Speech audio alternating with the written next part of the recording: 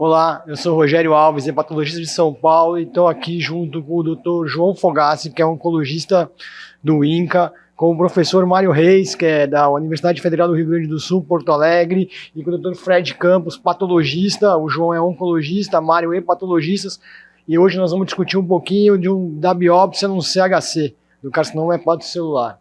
Temos alguns slides aqui para ilustrar. E aí, João, você acha que a biópsia no CHC é uma discussão filosófica? Obrigado. Na verdade é o seguinte, eu acho que sim, a gente já passou por vários momentos da história, né? Inicialmente a biópsia foi mais valorizada, depois as sociedades se posicionaram mais contra, e agora a gente está voltando a discutir um pouco mais a biópsia. Então, eu acho que assim, é uma questão filosófica, assim, isso mostra ao longo da história, né, os diferentes pontos de vista, né? Até porque é um dos poucos tumores sólidos como oncologista que a gente não faz a biópsia, né? Que a gente parte muitas vezes para o tratamento sem a biópsia, né? Então, eu acho que é um ponto de vista, sim, filosófico.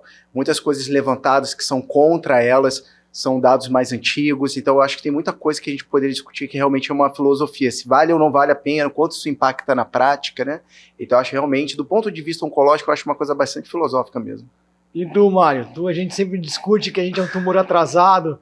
E aí, o que tu acha? Pois é, eu acho que a falta da biópsia se deveu ao sucesso dos radiologistas, né? E esse sucesso dos radiologistas, de uma certa forma, eu acho que impacta na nossa prática clínica até hoje, porque nos fez não biopsiar.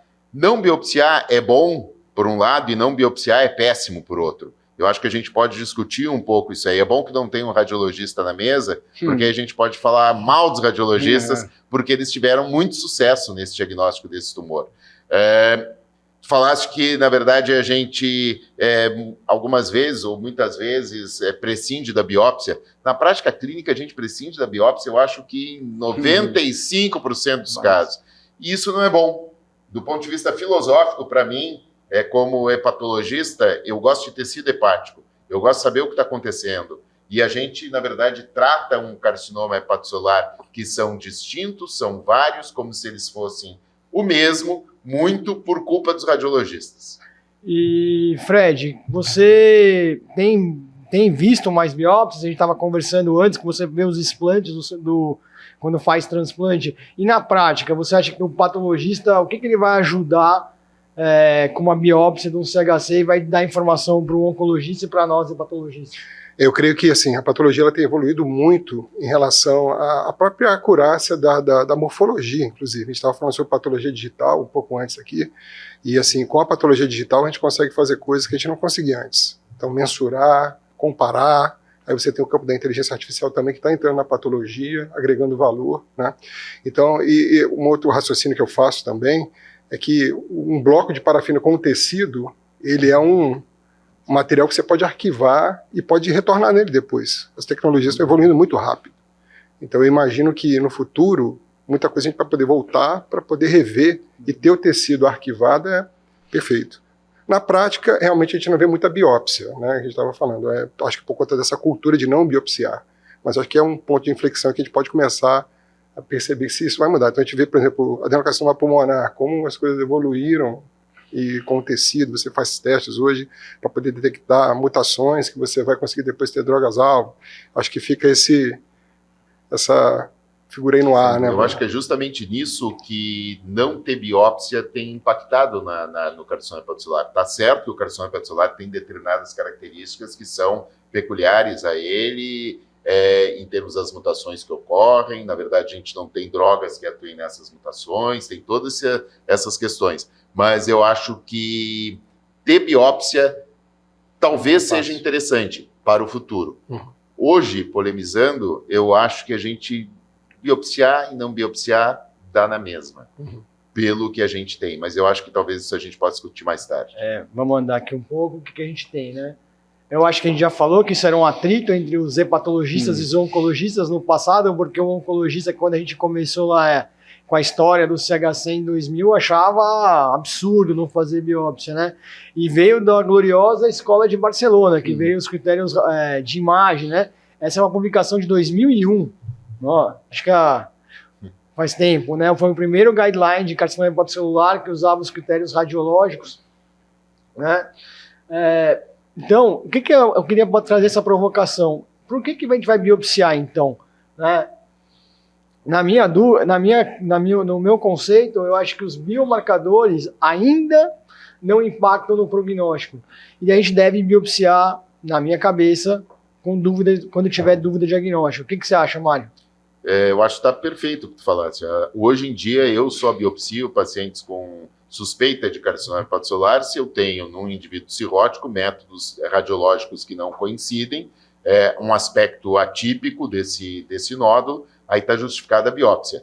E nos não cirróticos, sempre nós vamos biopsiar. Essa é uma outra coisa que é importante conversar, porque muitas vezes a gente ouve de colegas, o diagnóstico é radiológico. Então o indivíduo tem lá o famoso wash-in, wash-out na tomografia, mas não é cirrótico, e as pessoas assumem como isso sendo um caso de carcinoma hepatocelular, o que está errado. Então acho que biopsiar na dúvida diagnóstica sempre, biopsiar no nódulo não cirrótico sempre.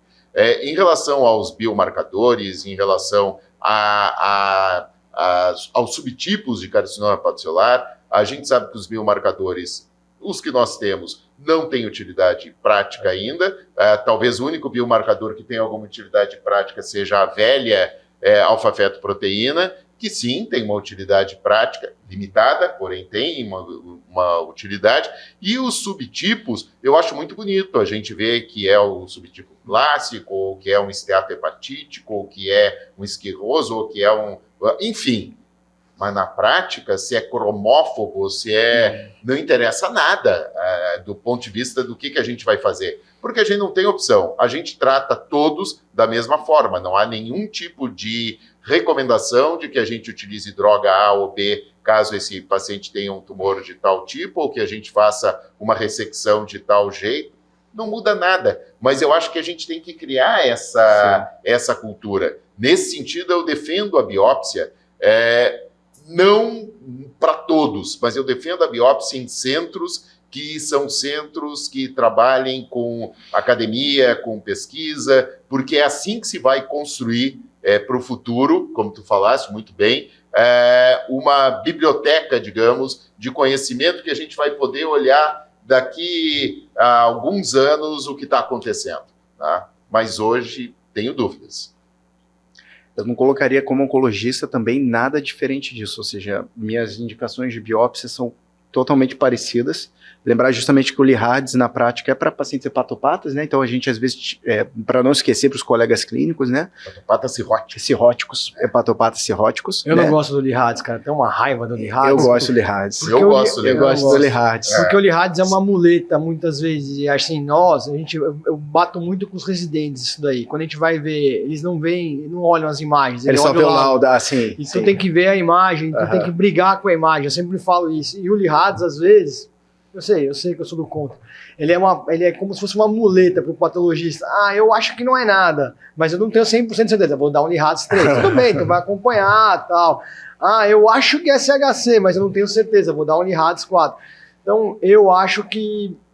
particularmente, mas assim, como padronização, eu acho bacana. Sim. Isso eu acho bom do Lihards. O Lihards, quando ele te diz, olha, é 5... tu pode confiar que isso é 5. Sim. E justamente isso faz parte da filosofia do Lihards. Se tu tem alguma dúvida, tu vai colocar para baixo um diagnóstico de um câncer, de um tumor maligno no indivíduo cirrótico. É algo muito pesado, Sim. É algo que vai mudar a vida da pessoa. Então, eu gosto do Lihards. Agora, eu acho que a gente tem que trabalhar assim com o nosso residente para que ele veja as imagens. A gente não tem que ser um ledor de laudos. A gente tem que olhar. Isso sim. Inclusive na patologia. Sim, criticar sempre é importante, né? E nesse conjunto é até interessante uma coisa que é muito criticada na patologia, é a questão da subjetividade. E é interessante que agora, com a questão das lâminas digitalizadas, você consegue fazer um sign-out de um laudo com 2 pessoas analisando juntas, né? Então, criticando juntas. Então, isso é uma realidade também muito interessante na patologia, que agora a gente tem essa possibilidade de fazer isso muito rápido, se é aquela coisa de pegar a lâmina, mandar a lâmina e congregar pessoas que estão, às vezes, em distâncias, né? Pode estar em outro estado, inclusive, em outro país, e você consultar usando a técnica da lâmina digital. Fred, uma coisa que o patologista é um ser um pouco distante da gente, né? São poucos dos serviços que têm reuniões conjuntas, o que quem tem está correto. Para quem é hepatologista, o que você vê de marcador, né, imunistoquímica, o que eu preciso encontrar lá? Quais são os marcadores mais frequentes? Na verdade, na rotina diagnóstica, a gente usa muito, não é para prognóstico, a gente faz para diagnóstico diferencial, com metástases, então você tem marcadores ali que são mais específicos de tumores hepáticos, a gente usa para poder diferenciar tumores hepáticos, um colangio, um carcinoma hepatocelular, que são situações que a gente se depara, sim, ou metástases, né? Então, na imunistoquímica hoje, na rotina do patologista, ela é muito aplicada para isso. Às vezes, o diagnóstico diferencial de um adenoma com carcinoma hepatocelular, também existem alguns marcadores que a gente usa para poder fazer esse diferencial. E quais são esses marcadores? Assim, rapidamente, para a gente que é hepatologista. Para diagnóstico diferencial de metástase, você pode usar a arginase, né, que é comum ser expressado em tumores hepáticos, o EpiPAR, o Glipican. Diagnóstico diferencial entre um nódulo, por exemplo, um adenoma com carcinoma hepatocelular, você usa o CD34 para ver o padrão de distribuição ali da marcação dos sinusoides, você usa também o Glipican. Então, basicamente, esses são os atores principais aí, com diagnóstico diferencial com colangiocarcinoma, o CK19, que embora possa ser expressado em algum subtipo de carcinoma hepatocelular, mas pela morfologia e junto com outros biomarcadores, outros marcadores imunistoquímicos, a gente consegue fazer essa diferenciação. Para mudar seu painel, você gostaria de sempre ver, porque às vezes os patologistas reclamam muito com a gente, que eles estão dissociados da clínica, né? Então a gente pede uma coisa e ele não sabe qual era a nossa dúvida. Você acha que faz diferença para você? Ou seja, saber qual é o diagnóstico diferencial que o clínico está pedindo para você montar seu painel ou não? Você tem um painel padronizado? É assim, uma pergunta bem feita vai ter uma resposta bem dada. Então isso eu acho que é uma coisa que é importante a gente guardar, né? Então, assim, chegar essa pergunta para a gente ajuda muito o paciente, no final das contas. Se você não tem uma pergunta bem feita, você pode ter uma resposta que não vai trazer nenhum benefício. Às vezes o paciente, inclusive, pode trazer até um prejuízo, né?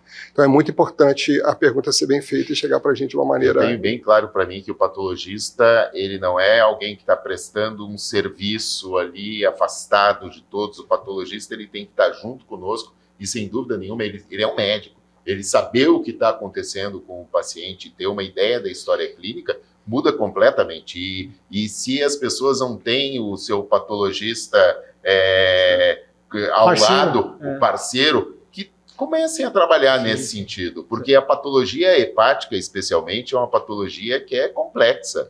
Ela não é assim, não é qualquer patologista que a gente pode dizer, olha, eu confio, esse aqui vai me responder o que eu quero, vai me dizer o que tem, vai descrever adequadamente. Porque eu acho que a gente, quando lê um laudo de um patologista, a gente tem que conseguir imaginar a lâmina.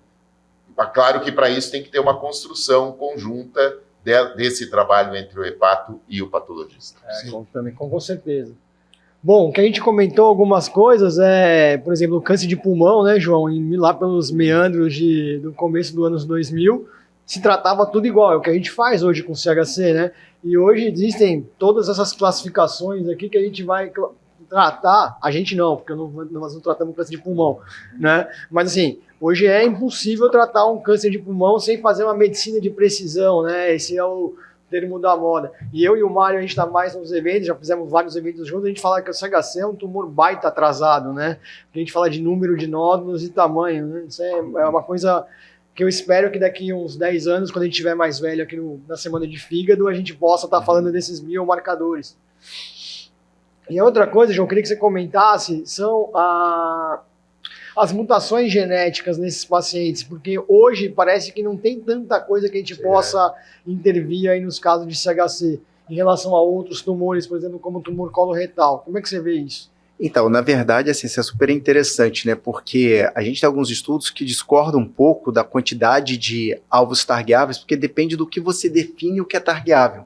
Então, ou seja, existem algumas escalas que a gente utiliza alguns bancos de dados, OncoKB, que assim, depende da sua definição. Então, você pode botar mais ou menos targueável. Em geral, por exemplo, tem estudo de CHC que põe baixíssima alvos acionáveis, mas já tem estudo que utiliza alguns bancos de dados que põe até 30%. Mas assim, são drogas que ainda estão em desenvolvimento, que não são da prática e nem estão estudando em estudos avançados clínicos. Então assim, mas de uma certa forma, ou seja, CHC é visto realmente ainda como uma doença um pouco monótona, de drogas-alvos, de driver, né? Ou seja, não é uma doença que a gente tem muitos alvos, né? Então, ou seja, esse é um problema. Né? Que, assim, mas eu acho que é justamente por isso, por causa do atraso, e um dos problemas é o atraso. E uma outra coisa que eu também acho super interessante é a quantidade de material, quando a gente está falando de biópsia, não da peça cirúrgica. Porque para fazer NGS, a gente sabe que a quantidade de material é importante. Né? Então, muitas vezes a biópsia ela é feita com FNB, né? E assim, muita gente tenta falar que nesses estudos novos talvez devia fazer core biopsy para pegar mais material, porque o material vai sendo desgastado, né? Isso faz total diferença para quando você faz um painel somático, né? Então, acho que então tudo isso coloca ainda ele como um território um pouco frio, né? Então, mas assim com algumas, vamos falar, algumas alvos sendo descobertos no momento, né? Então, acho que essa é uma grande questão. Um deles que eu achei muito interessante, só para comentar, assim, é o FGF19, que é uma droga que até foram testados inibidores de FGFR4, que foi uma coisa super promissora, mas os dados que começaram a partir desses estudos translacionais recentes... Mas você está falando muito oncologista. Como é que é para o hepatologista? Isso aí é mutação, por exemplo, no FGR19 é para câncer de colangio. Colangio, mas também tem algumas alterações na via de fibroblasto para CHC. Foi visto isso, amplificações e outras alterações no FGFR19, mas isso começou a desenvolver uma droga-alvo, que é uma droga que chama PAN-FGFR, principalmente do tipo 4. Então, os primeiros estudos translacionais começaram a sair, mas por quê? Fizeram a pesquisa, viram que essa era uma alteração interessante, 20% dos CHCs, mais ou menos, só que os dados que mostraram dessas drogas atual não foram tão otimistas, mas o que eu quero dizer, esse é um primeiro conceito de uma coisa direcionada, foi porque estudaram CHC, viram essa alteração, acho que isso vai começar a acontecer nos próximos anos. Muito bom. Isso aqui em relação a biomarcador, que a gente tem um pouco, né? O Lihatz pode ter alguns falsos negativos. O que a gente comentou, né, Mário? É que se faz classificação molecular e histológica, tem classificações bonitas, G1 a G6, Fred. E no final do dia, a gente tem uma baita pesquisa e isso ainda, infelizmente, não impacta nada na nossa prática clínica, né? A gente não vai deixar de tratar um paciente que é G2 ou G4, vai tratar ele de forma diferente, né? Aqui, como o Fred também comentou, o Mário e o Fred comentaram em relação às subclassificações, infelizmente muda muito pouco na nossa prática. Você costuma dar laudo assim, subdividido, igual a última classificação, não? Não, mas o que a gente costuma fazer é colocar no laudo todas as informações pertinentes à morfologia de cada subtipo. Isso eu costumo fazer nos meus laudos. Sim. Porque, como a gente está falando, a gente não sabe como isso vai evoluir. Então, acho que é uma obrigação do patologista comunicar o que ele está vendo. Sim. Então, eu costumo descrever o padrão, né, arquitetural, se tem, se não tem esteatose, se tem célula clara, o grau, né, o histológico. E às vezes a gente consegue chegar também no subtipo, né, e falar do subtipo. Esse aqui é um marco trabecular, esse aqui é um esteato hepatítico. Eu acho que isso é uma obrigação do patologista. Se não é utilizado agora, mas está registrado, né? No preto e no branco, está marcado ali na vida do paciente, o material foi analisado da melhor maneira possível. Então acho que é uma obrigação da gente fazer isso.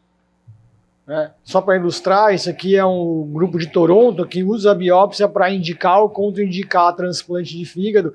Eles não têm número de nódulos, mas eles biopsiam. Se o tumor for indiferenciado, o tumor maior, eles contraindicam o transplante. Uma coisa diferente, que aí a biópsia começa a entrar, não na nossa prática, mas em alguma prática clínica, né? Isso aqui eu queria ouvir a opinião de vocês, se vocês pensam algo diferente, que em algum momento onde o diagnóstico invasivo, existe alguma outra situação que ele é necessário. O que tu acha, Mário? Olha, eu acho que não, acho que tu resumiste aí muito bem as situações onde a gente tem um consenso de que a gente deve chegar até a biópsia, né? Há talvez algumas coisas que a gente possa utilizar da prática clínica, mas aí não seria exatamente da biópsia, mas seria pegando o critério anatomopatológico, que são os indivíduos que vão à ressecção, onde a gente pode utilizar eventuais sinais negativos do ponto de vista prognóstico na análise dessa peça cirúrgica para decidir se nós vamos levar o paciente a transplante ou se nós vamos fazer uma terapia adjuvante, coisas desse tipo. Mas eu realmente acredito que nós vamos ter aí nos próximos 10 anos, quando a gente já estiver aí bem mais velho na semana de fígado, né, algumas coisas que vão ficar mais claras. Eu não acho que a gente deva tratar todos os tumores de uma forma igual a partir já da cirrose. A cirrose, ela é diferente se ela é viral ou não viral. Hoje em dia nós temos um saco de gato do não viral. O não viral tem que ficar bem claro o que ele é, se ele é doença hepática gordurosa não alcoólica ou se ele é outra causa, enfim, acho que nós temos aí anos pela frente muito interessantes e promissores no carcinoma hepatocelular. Legal. Aqui, só rapidamente, aqui nosso tempo está acabando, só para mostrar para vocês, por exemplo, aqui, são pacientes da minha prática clínica. Esse aqui era um paciente que é bem cirrótico, né? Mas a gente vê que, dá para ver, né? O fígado super pequeno. Mas aqui tu vê que não tem uma lesão, que tem um wash-in e um wash-out. Aí na biópsia, colangiocarcinoma. Então a biópsia mudou o rumo do doente, né? Esse aqui é uma paciente que tinha dúvida se era cirrótica ou não. Não é um fígado tão cirrótico. Aqui capta contraste, vocês podem ver. E ela retém o contraste. O radiologista falou que isso era um linfoma. A gente falou, você tá louco. E a biópsia veio linfoma. Então, eu acho que assim, o que a gente precisa é brigar com a imagem. Quando a imagem não fecha, a gente tem que fazer esse diagnóstico. E esse também era um paciente que era um fígado feio, cirrótico, com lesões em alvo, né? Você pode ver aqui. E era compatível com metacolo retal. Então não dá para comprar tudo como CHC. Se a imagem não ajuda, a gente, na minha opinião, vou continuar fazendo biópsia e acho que a gente concordou que nós estamos mais próximos devemos fazer biópsia nos casos duvidosos, né? E quem sabe mais no futuro. Eu quero o mesmo paciente. A gente tem coisas a favor e coisas contra. Eu acho que nosso tempo está acabando. Foi um prazer estar aqui com vocês. Eu queria agradecer, dar a última palavra para vocês, se quiserem complementar, e espero que a gente se veja na Semana do Fígado do ano que vem. Na verdade, sim, foi um prazer também estar aqui, agradeço a organização. Da última parte, a única frasinha final é a seguinte, que a gente de CHC talvez a gente pule, né, porque a gente falou da biópsia, agora a gente já está falando de biópsia líquida na oncologia. Então, assim, talvez acho que daqui a alguns anos a gente vai estar falando aqui como já é uma realidade para câncer coloretal, então, ou seja, a gente já tem painéis comercializáveis, então acho que isso em breve também vai mudar. Então a gente vai sair, talvez a gente coma essa etapa de biópsia, para biópsia líquida. E nisso os scores poligênicos de risco de carcinoma hepatocelular estão entrando e eu imagino que nos próximos anos nós vamos ter coisas muito boas aí. Agradecer o privilégio de participar dessa mesa multidisciplinar a favor do paciente, né? Então, patologista, estamos aí para colaborar também com nossos olhos, né, com vocês aí.